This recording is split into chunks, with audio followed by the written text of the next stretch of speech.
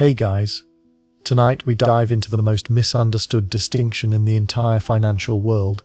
You've probably heard people use the words rich and wealthy like they're interchangeable, but tonight we're going to gently unravel that illusion, and by the end, it might just change the way you think about your entire financial life.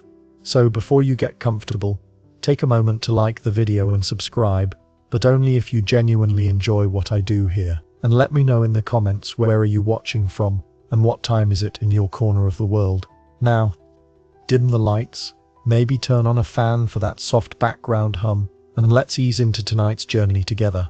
You trudge through life assuming that wealth looks like a Rolex, a new Tesla, or that annoyingly perfect kitchen you saw on Instagram. But here's the first truth. Wealth isn't visible. You don't see it because true wealth is what people don't spend. Someone driving a modest Toyota Corolla might have more real freedom than the person in the shiny Mercedes next to them. Why?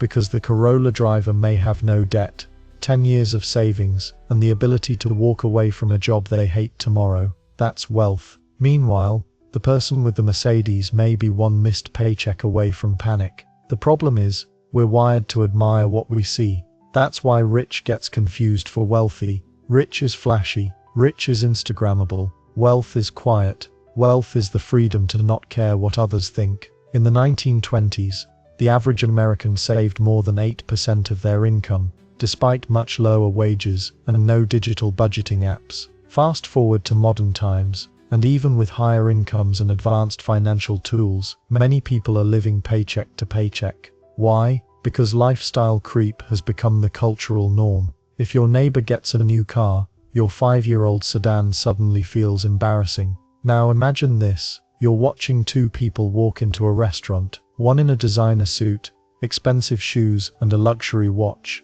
the other in jeans and a t-shirt. Who do you assume is wealthier? Most people point to the first, but as Morgan Housel explains, the second person might be the millionaire, and the first might be drowning in debt. This is what he calls the wealth illusion. Real wealth is invisible, because it lives in bank accounts, investment portfolios, and the time you control, not in the objects that draw stares in public. And here's a weird historical tidbit to make that sink in. During the oil boom in Texas in the early 20th century, there were many families that struck it rich overnight. Some bought mansions and luxury cars, others kept living frugally in the same wooden houses. Decades later, guess which families still had money? The ones no one noticed. Economists still argue whether the visibility of wealth stimulates economic growth, or just fuels a dangerous cycle of overspending. Because while consumerism drives GDP, it can also drive individuals straight into financial fragility. You might not think it, but choosing not to upgrade your car or phone might be the most radical financial decision you'll make this year. And the emotional payoff, it's massive. You start to notice your anxiety drop. You stop performing for strangers. You begin to feel something you haven't felt in a long time. Freedom. But here's the cheeky part. When you choose that path, no one claps for you. No one compliments your discipline. No one praises you for not leasing the latest SUV. And that's the point. The reward of wealth is not applause, it's autonomy. There's a guy named Ronald Read, probably the most famous janitor in financial literature. He swept floors and pumped gas his whole life, drove a used car, wore simple clothes, ate cheap food.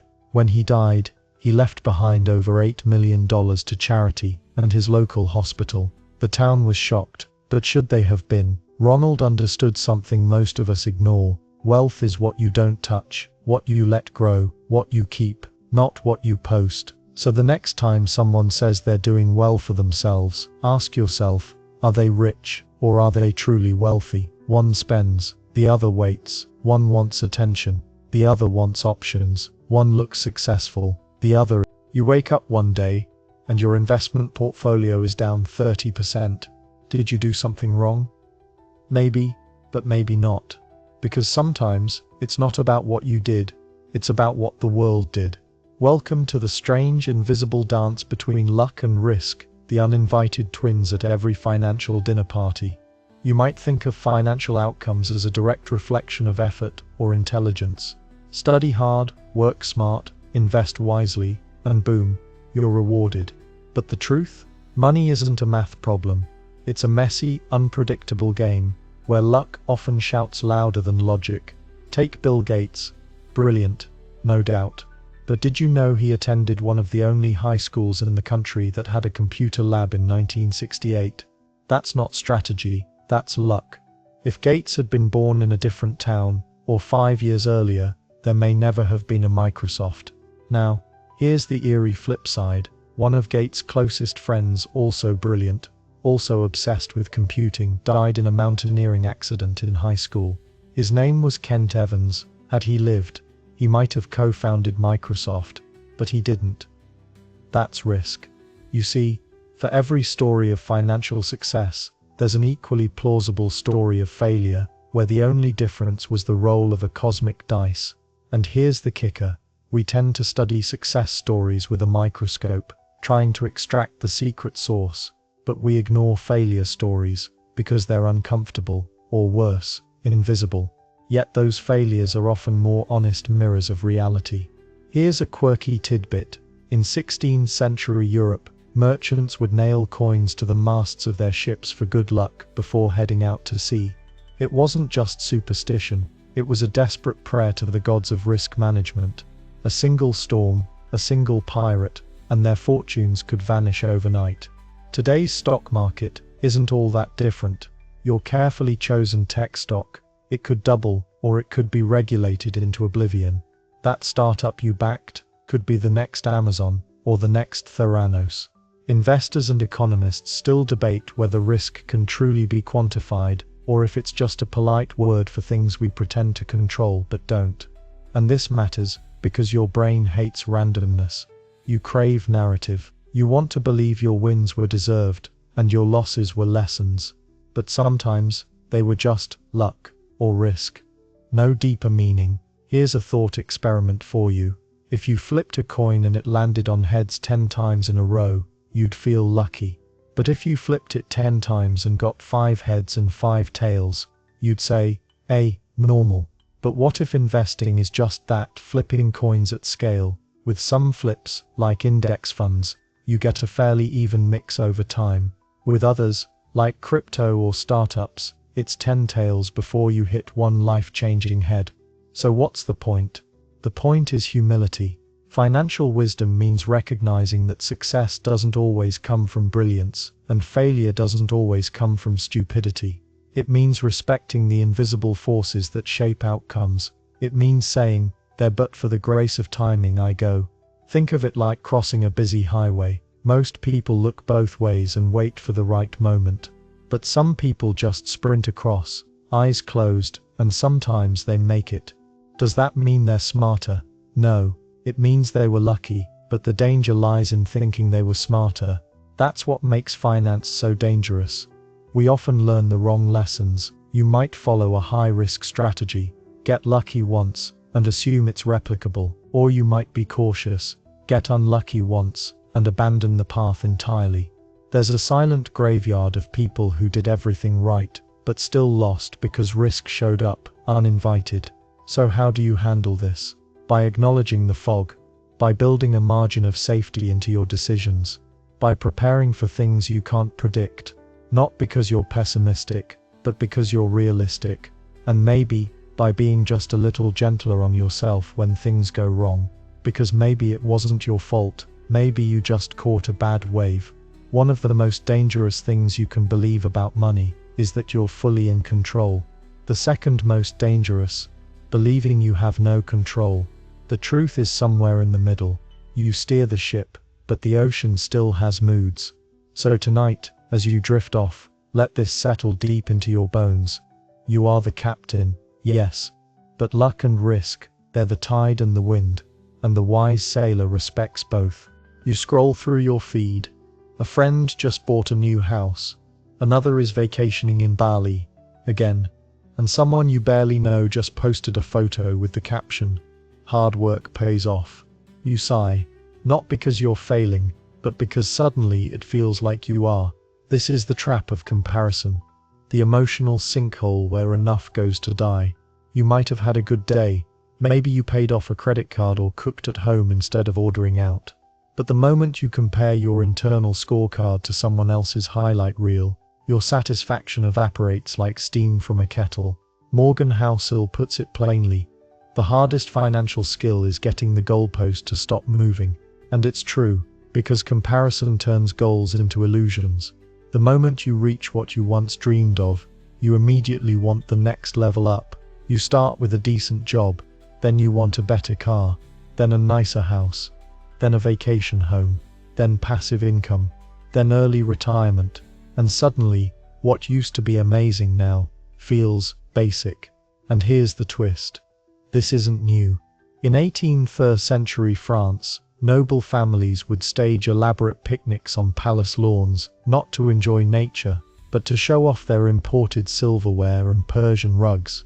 Guests were expected to notice, and most did, usually while mentally recalibrating their own status and plotting their next lavish display. Nothing has changed.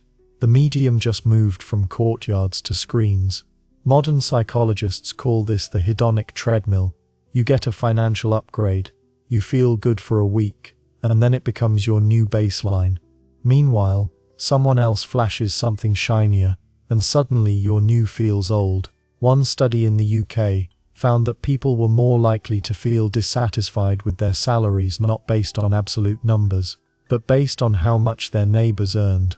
You could be making $100K and feel miserable if everyone around you is making $120K. Economists still debate whether income inequality matters more as a moral issue or a psychological one, but there's no question it messes with your brain. Let's go deeper. You walk into a room of strangers. If you knew everyone's net worth, would you feel proud or poor? The brutal truth is, in a world that encourages comparison, contentment becomes rebellion. It takes deliberate mental effort to say, "This is enough for me," especially when someone else is always showing more. And the problem isn't just external, it's internalized shame. You start to believe that if you're not constantly upgrading your life, you're falling behind. As if being financially average is a moral failure. But what if the opposite is true? What if the real flex is knowing when to stop? Here's a quirky tidbit. During the California gold rush, most people who got rich weren't miners. They were the ones selling shovels, tents, and jeans. Levi Strauss, ring a bell. Meanwhile, thousands of actual miners died broke, always chasing the next big nugget. The lesson: chasing more doesn't guarantee more. It often just guarantees exhaustion. You might say, but ambition is good. Sure, so is growth. But anchoring your self-worth to other people's success, that's a poison that tastes like progress. And here's the cruel irony: the people you're comparing yourself to, they're comparing themselves to someone else. It's a chain reaction of silent insecurity, dressed up as confidence. The billionaire envies the hedge fund manager, who's more famous. The hedge fund manager envies the tech founder who's younger. The tech founder envies the YouTuber with freedom, and the YouTuber, they just want peace and fewer comments. So where does it end? Only where you choose to draw the line. Tonight, imagine your life like a race, but with no finish line and no other runners, just you, jogging at your own pace, on your own track. And suddenly, the pressure lifts. The need to impress melts away, and what's left is peace. You'll never win the comparison game, because it's rigged. The goalpost moves faster than you can run, but you can win the game of enough. And when you do, you realize you were wealthy the moment you stopped needing more to feel whole. You made it. The promotion, the raise, the side hustle that finally paid off. Money's flowing in, but something inside whispers, this could all vanish. You tell yourself it's just paranoia, but maybe it's not. Because tonight, you'll discover the terrifying truth. Getting wealthy and staying wealthy are two completely different skill sets, and most people only master the first. Getting wealthy demands boldness. You take calculated risks, jump on opportunities, put your money in motion. It's about offense, about hustle, growth, and saying yes to things that others fear. But staying wealthy, that's defense, it's restraint, it's humility, and more often than not it's boring. You see this everywhere. The entrepreneur who scaled too fast, the investor who doubled down after a win, the lottery winner who bought 10 houses and ended up in bankruptcy court. In financial history, few stories are more haunting than Jesse Livermore. In the 1920s, he made the equivalent of billions betting against the market during the Great Depression. For a moment, he was the richest trader alive, but he couldn't stop. He kept swinging for the fences, convinced he had cracked the code. Eventually, he lost everything, and in 1940, he took his own life. Livermore didn't lack intelligence. He lacked preservation instinct. A quirky bit of trivia: in feudal Japan, wealthy merchants often lived in deliberately humble homes and wore plain clothing, not because they were modest, but to avoid attracting attention from warlords or jealous neighbors. In other words, they understood that displaying wealth invites threats. The safest money was the kind no one could see. Today, those threats are different. They're not swords or raids, they're lifestyle creep, leverage, speculation, and the false confidence that past wins guarantee future ones. Here's the kicker: it's easier to get rich than it is to stay rich. Why? Because the traits that build wealth, ambition, aggression, optimism, are the exact ones that destroy it when left unchecked. Staying wealthy requires a different mindset, one built on 3 pillars: frugality, not as punishment, but as protection; humility, knowing that no matter how smart you are, the market doesn't owe you consistency; paranoia, a little voice saying, "What if I'm wrong?" That last one, it might be the most powerful, because if you prepare to be wrong, you can survive nearly anything. But if you assume you'll always be right, your success has an expiration date. Economists still argue whether risk management is a personality trait or a learned behavior, but most agree those who survive long-term think in terms of survival, not dominance. Let's make it real. You invest. You make a 200% return on a stock. Feels amazing, right? So you go again. You get aggressive. You leverage. You're chasing a high now, not a plan. One downturn, and poof, it's gone. You might have won the battle for wealth, but you lost the war to keep it. And that's why true financial greatness often looks boring. Take Warren Buffett. He drives the same car, lives in the same house he bought decades ago, eats the same McDonald's breakfast, yet he's among the richest humans on earth. Why? Because he plays defense brilliantly. He doesn't swing for the fences every time. He lets compound interest do the hard work. He stays in the game. Here's what you can take from that. Don't confuse temporary success with permanent skill. Don't mistake growth for invincibility. And never ever bet your whole future on a single bold move. Because wealth is like a candle in the wind. Easy to light, easier to lose. Tonight, let that sink in. Let it rewire the way you look at winning with money. Because the real prize isn't earning it. It's keeping it for the long haul. You clutch your umbrella tighter as the storm hits. The sky is black, the wind howls, but somewhere deep inside you're calm. Why? Because you knew the storm would come, eventually, and you were ready. This is the mindset behind saving like a pessimist and investing like an optimist. One of Morgan Housel's most powerful contradictions. It sounds strange, right? You'd think a financially wise person is either a glass half full or glass half empty type. But long-term success, true, lasting wealth, requires you to hold both beliefs at the same time. Here's what that looks like. When it comes to saving, you assume the worst. You prepare for job losses, surprise expenses, recessions, pandemics, wars, and whatever else the world decides to throw at you. You stash away cash like a squirrel preparing for nuclear winter, because deep down you believe, if something can go wrong, it probably will. But when you invest, you flip the script. Now, you believe in the future. You trust that humanity will keep building, companies will keep innovating, and economies will keep growing, even if the path is rocky. You don't panic at every dip, because you know history favors the optimist with a long enough timeline. That's the paradox. Paranoid saver, hopeful investor. Most people get this backward. They invest with fear, pulling money out at the first sign of volatility, and spend with wild optimism, assuming tomorrow's paycheck will cover today's impulse buy. But you'll learn to reverse it. Take a quirky example from nature. The pinyon jay, a small blue bird in the American West, stores thousands of seeds each autumn. Scientists still don't know how it remembers where they all are, but it does. Why?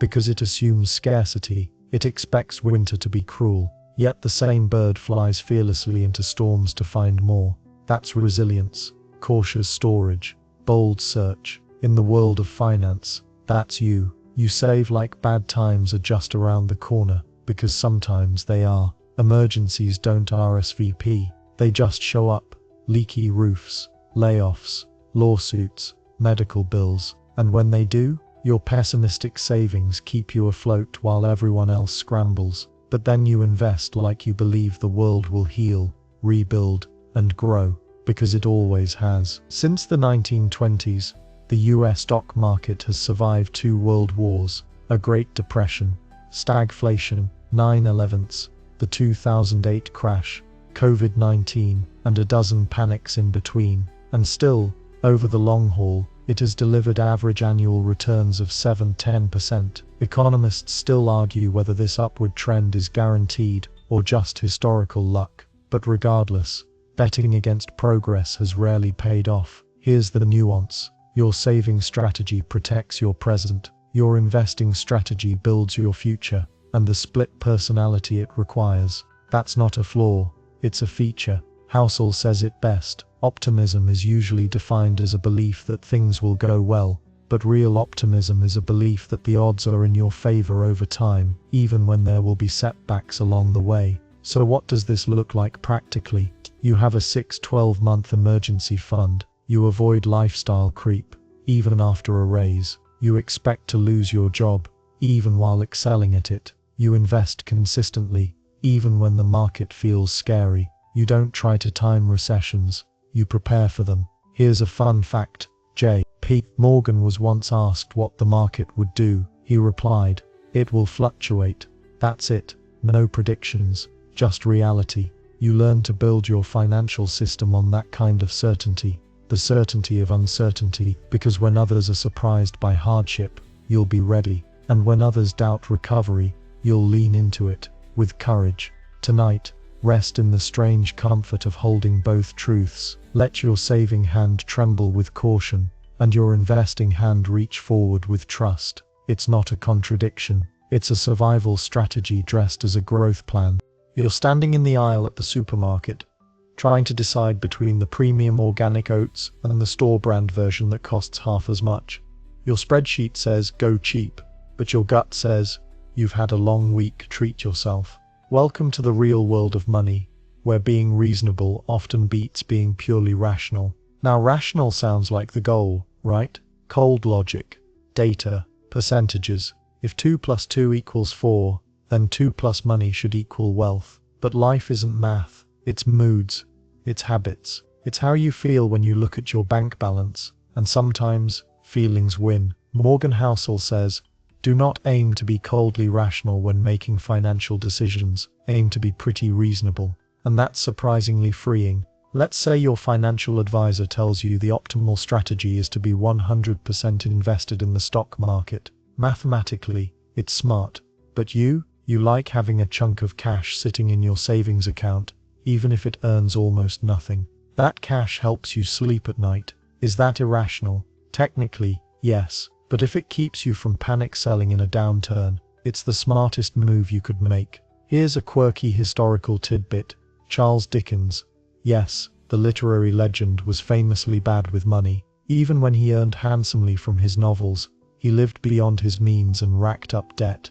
But he refused to compromise on his one financial rule. He always had to have enough cash in his coat pocket to buy cigars and take a cab. That to him was wealth, peace of mind, not perfection. And that's the point. Your version of financial sanity doesn't have to look like anyone else's. Some people pay off their mortgage early, even when mathematically it would be better to invest. Others rent forever, even when buying looks smarter on paper. Some people hoard cash, others carry debt, but feel totally secure. There's no one-size-fits-all path. There's only what lets you sleep at night.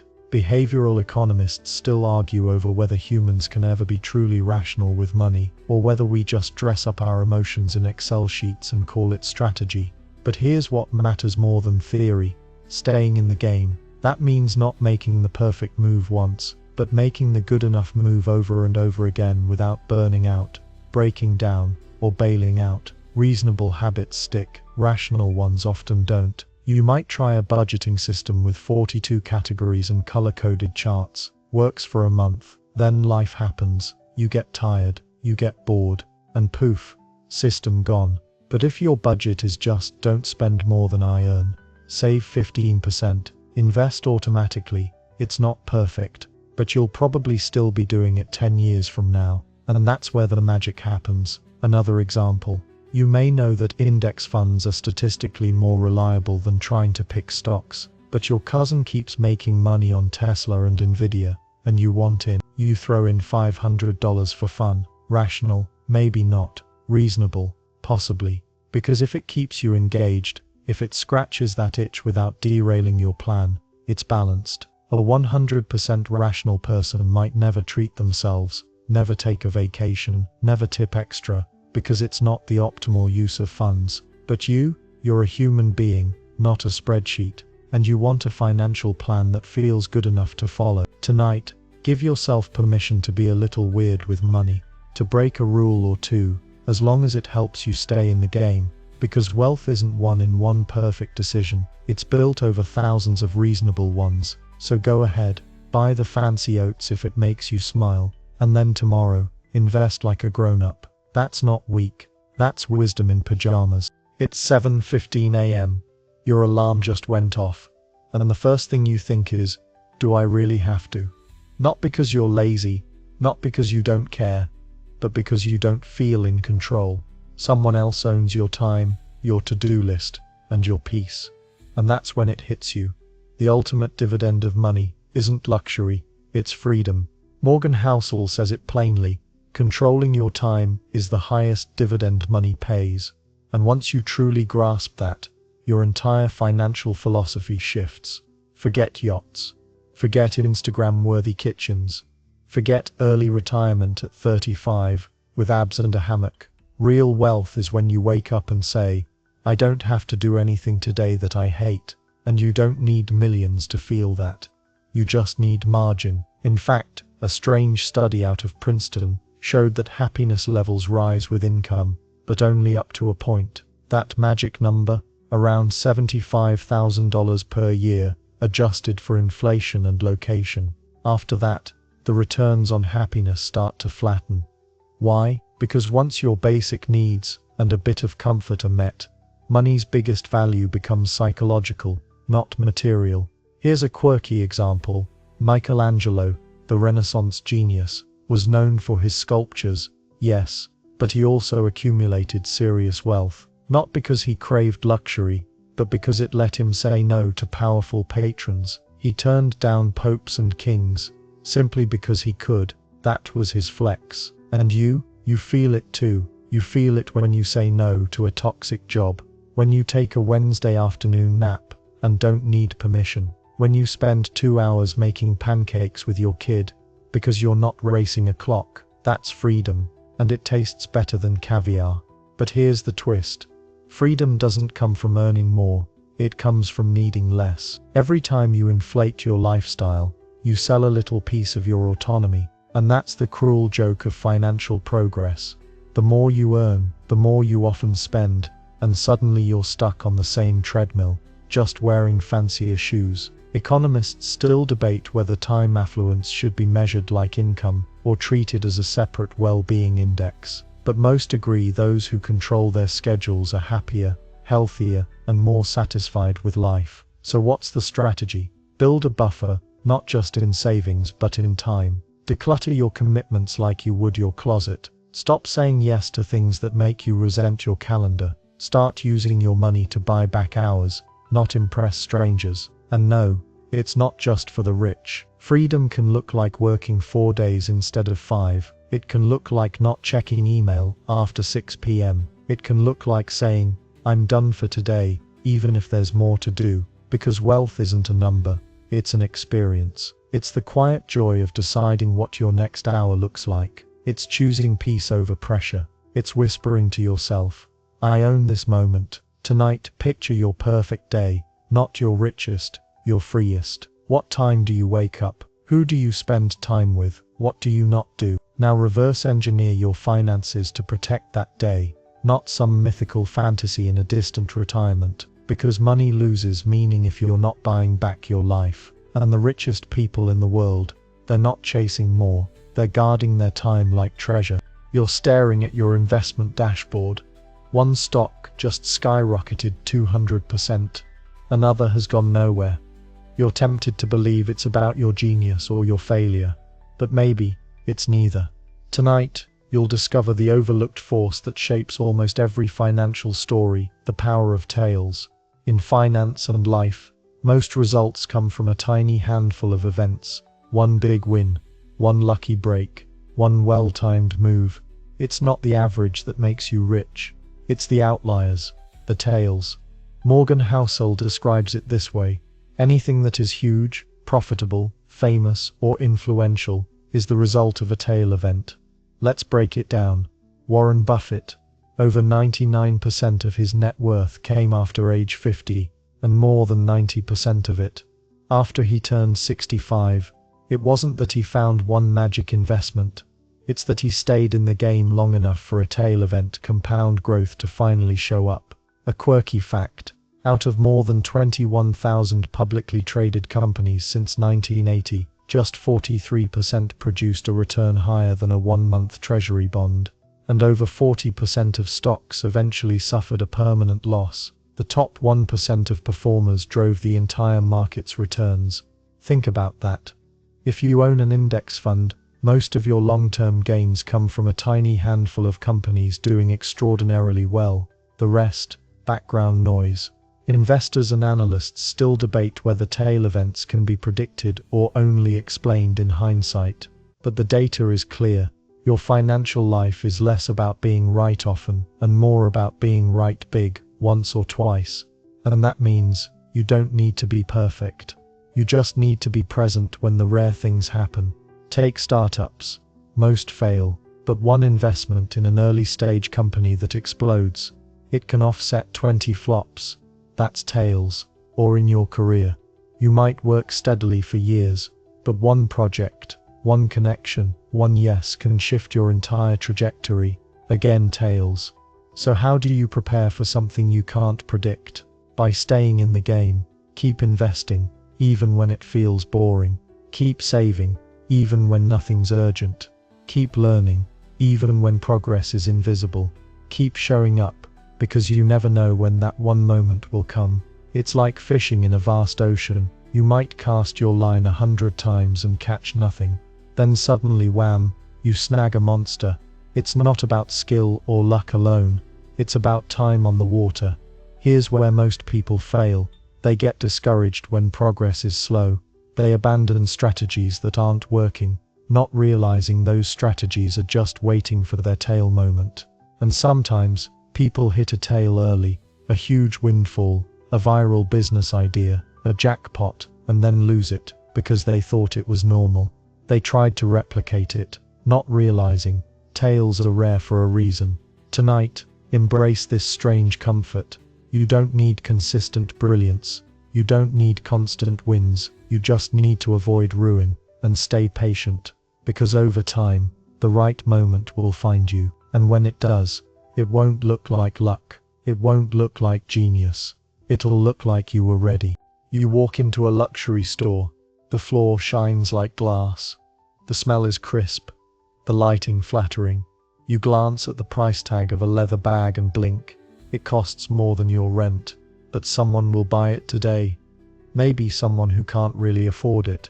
Why? Because they want to look rich. Tonight, you'll pull back the curtain on one of money's most dangerous illusions. Wealth is what you don't see. Morgan Housel hammers this home with a simple, haunting truth. Most people focus on visible signs of success: cars, watches, clothes, vacations. But real wealth, it's silent. It's restraint. It's what people choose not to spend. Wealth is the money you didn't touch, the freedom you didn't cash in, the impulse you resisted. Let's say two neighbors live side by side. One drives a new BMW, hosts elaborate parties, and has the latest tech gadgets. The other drives a used Corolla, wears the same jacket every winter, and keeps to himself. Who do you assume is wealthier? Statistically, it's probably the quiet one. The visible spender is often leveraged to the eyebrows, credit cards, car loans, maybe even borrowing from their future. The invisible saver. They're quietly building freedom. Here's a quirky but true story. In 2010, a parking lot attendant named Theodore Johnson died and left over $8 million to charity. He worked for UPS his whole life, never earned more than $14 an hour. How did he do it? He invested consistently, lived modestly, and let the money grow. No one saw it coming. Contrast that with the flashy millionaire who goes broke in 2 years because their lifestyle inflated faster than their assets. Economists still debate whether conspicuous consumption is about social signaling, personal insecurity, or simple dopamine. But one thing's clear: chasing status often kills actual wealth. It's like looking at a house from the outside. It may look beautiful, fresh paint, manicured lawn, but you don't see the foundation. You don't know about the termites. The same is true for people's finances, and yet we can't help it. Our brains are wired to assume that what we see equals what's real. That guy with the designer watch must be rich. That woman flying first class must be doing great. That influencer renting a mansion for a photo shoot must be rolling in money. But in truth, the richest people often don't look rich at all. Why? Because they understand a deeper game. They don't measure success in public applause. They measure it in options, in the ability to walk away, in quiet mornings, stress-free nights, and total control over their time. Here's the irony: the more you seek to look wealthy, the harder it becomes to actually become wealthy. Because every dollar you spend to project an image is a dollar you didn't invest in your future. So what's the strategy? Ignore the highlight reels. Fall in love with being understated. Treat silence as power. Let your bank account grow in the shadows, while the world scrolls past noise. And most importantly, shift your definition of wealth. It's not loud, it's not glamorous, it doesn't scream, it whispers. It whispers, you're safe. It whispers, you have time. It whispers, you're free. Tonight, remind yourself, you don't need to prove anything to anyone. Real wealth never asks to be noticed. It's too busy quietly changing your life. You're sitting at the kitchen table. There's no crisis, no emergency, nothing broken. And yet, you save. Why? Because you've learnt the strangest lesson in personal finance. You save for no reason, until you suddenly have one. Most people think saving is tied to specific goals. A house, a vacation, a wedding, a retirement plan. And sure, that works. But Morgan Housel urges you to consider something deeper, quieter, and far more powerful.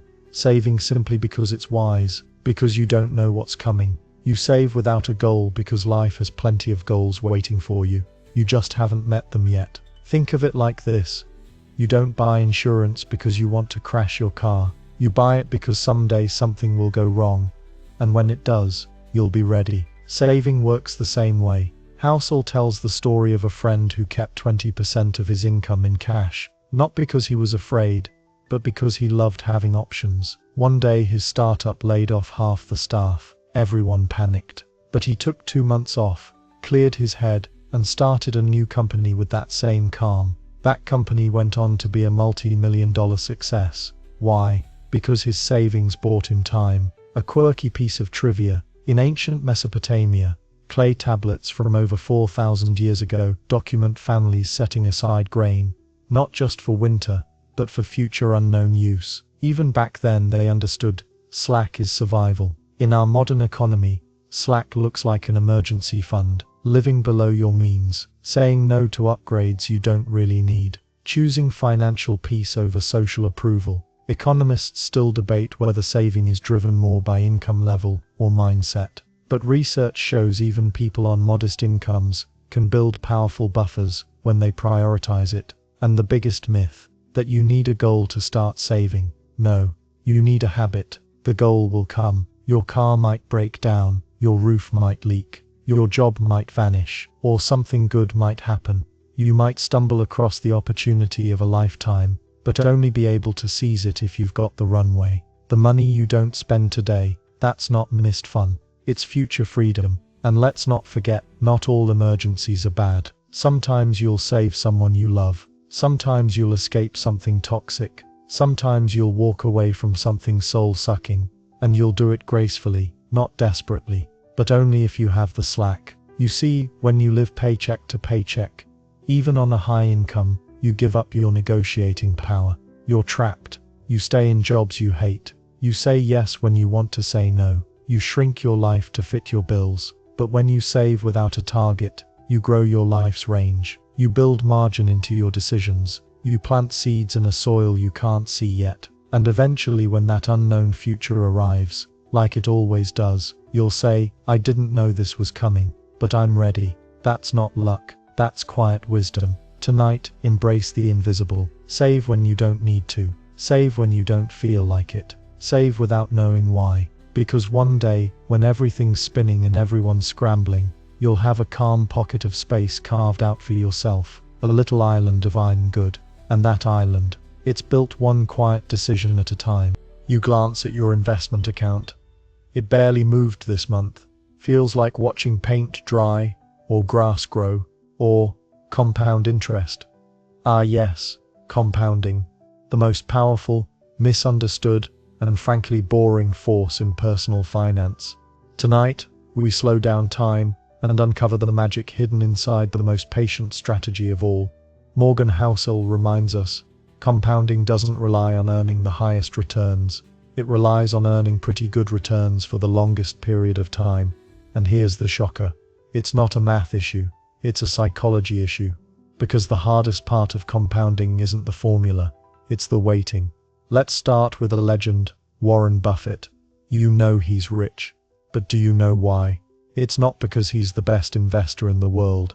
It's because he's been investing since he was 10 years old, and he's now in his 90s. That's over 80 years of letting time do the heavy lifting. If Buffett had started at 30 instead of 10, even with the same returns, his net worth today would be a small fraction of what it is. That's not theory, it's math. Here's a quirky historical nugget. In 1626, Peter Minuit supposedly bought Manhattan from the Lenape people for goods worth around $24. Sounds like a steal, right? But if the Lenape had invested that $24 at 7% annual interest, today it would be worth over $500 billion. That's the miracle of compounding. Economists still argue whether compound growth is properly taught in schools, or even fully understood by most adults. But one thing's clear, it doesn't reward intensity, it rewards consistency. And here's the problem, we live in an era that hates waiting. We want fast returns, quick flips, overnight success. We get bored if our portfolio doesn't pop in a week. But compounding isn't dramatic, it's invisible. Nothing seems to happen for a long time, and then suddenly everything does. Imagine this. You fold a piece of paper in half, then in half again, and again. It's only a millimeter thick. But fold it 42 times, and the final thickness would reach the moon. True story. That's the absurd exponential power of small things, repeated faithfully. So what does that mean for you? You don't need to hit home runs with your investments. You don't need to chase the next hot stock or time the market. You need to stay consistent, automate your behavior, and not interrupt the magic. And here's the dark truth. The biggest risk to compounding is you. Every time you panic and sell early, you hit pause on the machine. Every time you chase a trend and bail on your strategy, you reset the clock. Every time you spend what you could have saved, you trade future peace for present distraction. But if you resist that, if you build systems that don't rely on discipline, but on automation, you'll wake up one day with something that looks like luck, but is actually just patience disguised as fortune. Think of your wealth like a snowball. You start small, you roll it slowly. At first it feels pointless, then it grows, and suddenly it's unstoppable. But only if you don't stop rolling. So tonight, give yourself permission to embrace the boring, to fall in love with the quiet process. To see every small deposit not as a drop in a bucket, but as fuel for a time machine. Because the future doesn't belong to the smartest or the boldest. It belongs to the most consistent, and consistency, that's just another word for compounding in disguise. You see a guy roll up in a sleek new car, polished rims, custom plates, music thumping, heads turn. For a moment you're impressed. You think, must be doing well, but deep down, you're not admiring the person, you're admiring the car. And that, my friend, is the man in the car paradox. Morgan Housel describes it like this: when you see someone driving a nice car, you rarely think, wow, that person is cool. What you actually think is, if I had that car, people would think I'm cool. And yet the person driving that car, they're hoping you're admiring them. But you're not. You're picturing yourself in that driver's seat. It's a quiet, brutal truth. People rarely give you the credit you think they do for your expensive lifestyle. They just project themselves into your stuff. And this misunderstanding, it fuels billions of dollars in unnecessary spending. You buy designer clothes, thinking they say something deep about your taste. You remodel your kitchen, hoping visitors will be impressed. You post that photo of your vacation view, waiting for the compliments. But most people are too wrapped up in their own internal movie to really care. It's not cynicism, it's just how the human brain works. Here's a quirky stat. A study on luxury watches found that observers almost never noticed brand differences unless specifically prompted, meaning the thing people spent thousands on barely registered. Yet people still buy the Rolex, not because others notice, but because they believe others will notice. Economists still argue whether this kind of status-seeking behavior is hardwired or cultural, but social scientists agree status signals are mostly ineffective because everyone's playing a different game. You might want to look successful, someone else wants to look edgy, someone else wants to look humble. There is no universal scoreboard, and that means every dollar you spend to impress others is based on a false assumption that those others are watching and that they care. Here's the wild irony. The people who try hardest to look rich often come off as insecure, and the ones who don't try at all, they often command real respect. Think of the boss who wears the same hoodie every day, the billionaire who drives a Camry, the artist who lives in a quiet town painting masterpieces no one sees. They don't just seem confident, they are, because confidence doesn't need a loudspeaker. So what's the better play? Instead of trying to get admiration through spending, seek respect through behavior. Be kind when you don't have to. Show up when it's inconvenient. Deliver more than expected, quietly. Own your choices without performance. And most of all, let go of the need to be seen. Because when you stop chasing approval, something beautiful happens. You start building wealth that doesn't depend on what others think. You stop trading time for validation. You stop measuring your life in likes, and start measuring it in peace.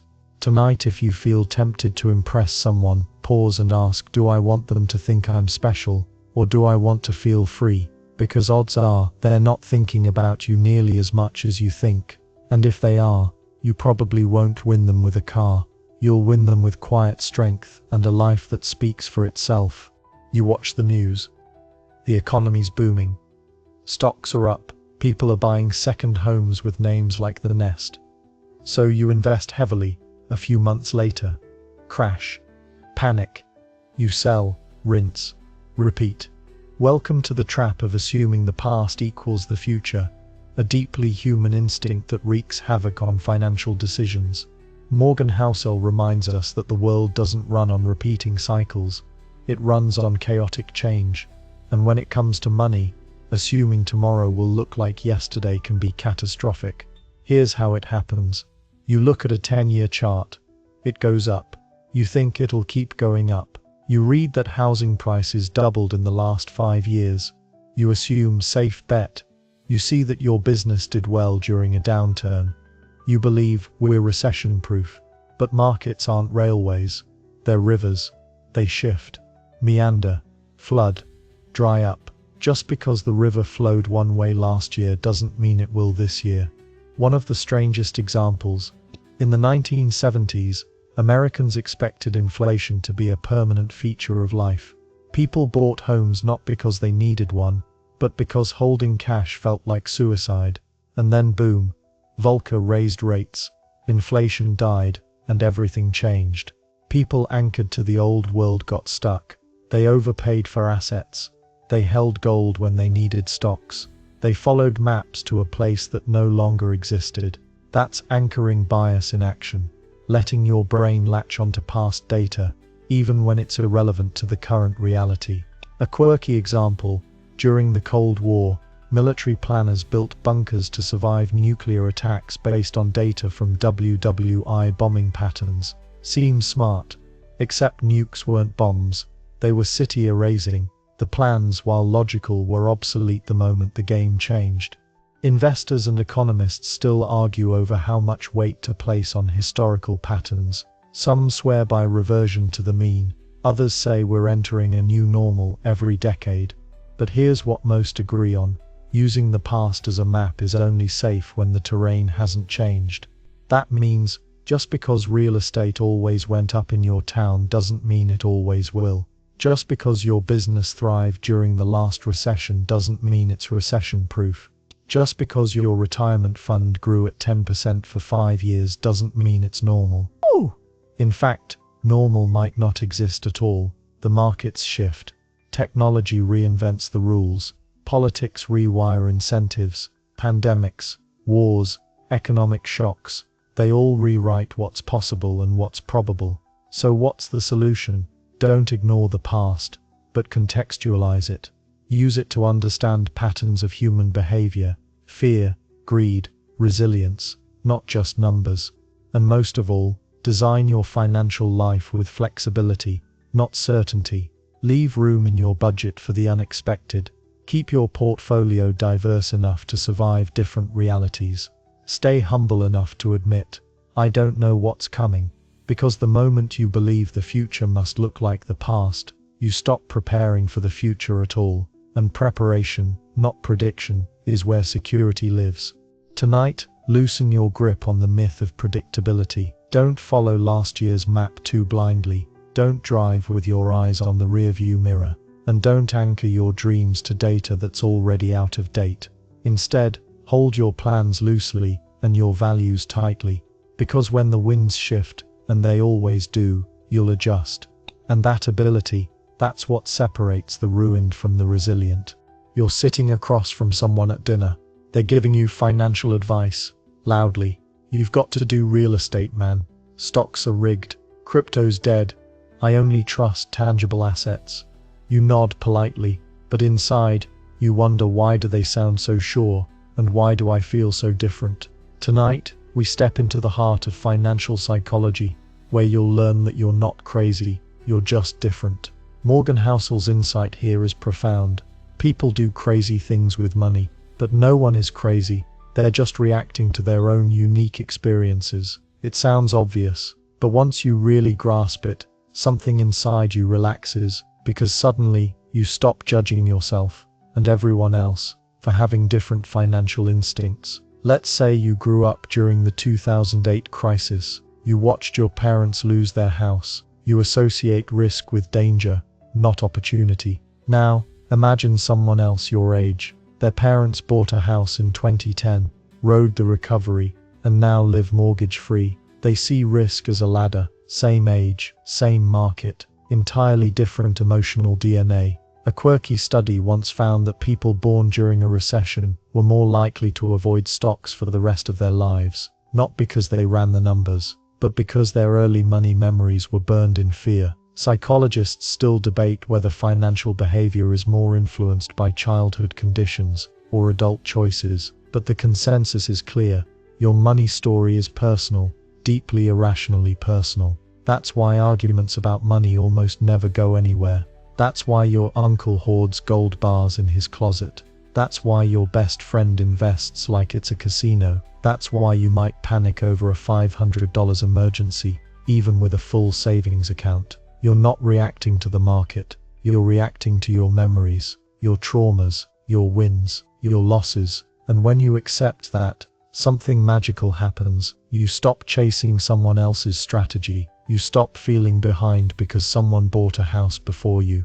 You stop copying influencers who never lived your life. You start building a financial system that fits you, not your neighbors, your cousin, or that YouTuber with a yacht. So what does this look like in practice? You might invest conservatively, not because you're ignorant, but because it helps you sleep. You might rent forever, not because you're failing, but because you value flexibility. You might pay off debt aggressively, not for the math, but for the emotional freedom. And all of that is valid. What works for them might not work for you, and what works for you might not look optimal to anyone else. But you're the one living your life, not them. Morgan Housel himself admits, he invests largely in index funds, owns a modest home, and has no plans to maximize every dollar. Not because it's the best return, but because it matches his goals: freedom, simplicity, and peace of mind. Tonight, take a deep breath and release the pressure to conform. There's no perfect system, there's only your system, one that honors your past, your personality, and your purpose. You're not crazy, you're just different. And in the world of money, that's not a flaw, that's your fingerprint. You close your eyes and take a breath. You've learned the myths, the truths, the contradictions. But here's the final insight that ties it all together. Your money story is never finished. Not because you're making mistakes, but because you're still growing. Morgan Housel closes The Psychology of Money with this reminder: the relationship you have with money isn't static. It evolves with age, experience, goals, and even with your identity. So tonight, you'll let go of the fantasy that one day you'll arrive, that there's a final chapter where you get everything right and ride off into financial sunset. There is no ending. There's only your next decision. You'll be wrong about some things. You'll be right about others. You'll change your mind. You'll surprise yourself.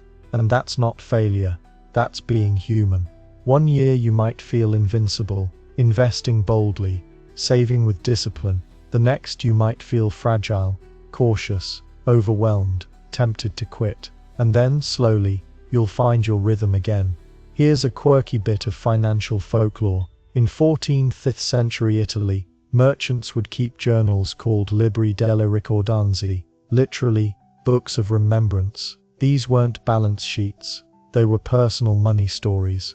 Wins, losses, fears, regrets, insights. In other words, they journaled their financial psychology. You could do the same. Not to track numbers, but to understand your why. Why did you panic sell? Why did you make that impulse buy? Why did you make that impulse buy? Why did that one investment feel so personal? Economists still argue whether rational models of behavior are useful at all, given how fluid and emotional our real lives are. But every expert agrees, the most successful investors aren't always the smartest. They're the most self-aware. That's why your story never ends. Because the markets change, your priorities change, you change. You might build wealth slowly, then lose it, then rebuild it with better boundaries. You might spend years avoiding investing, then dive in with joy at age 50.